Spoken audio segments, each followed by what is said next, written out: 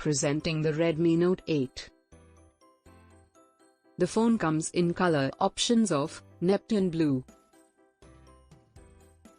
The phone has display of 403p pixel density and 19.5:9 aspect ratio.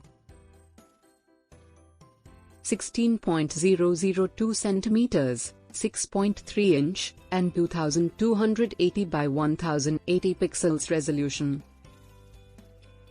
The phone also has no signs of wear, 2.5D curved glass and IPS LCD multi-touch capacitive touchscreen. It has 48MP AI quad camera. It has 13MP front camera. It has ultra-wide lens, AI support and AI portrait mode, LED flash and macro lens.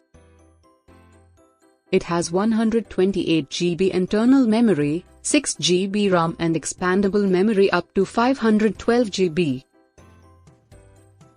It supports C-Type, Dual SIM, Nano plus Nano, and Dual Standby, 4G plus 4G. It runs on Android Pie v9 operating system.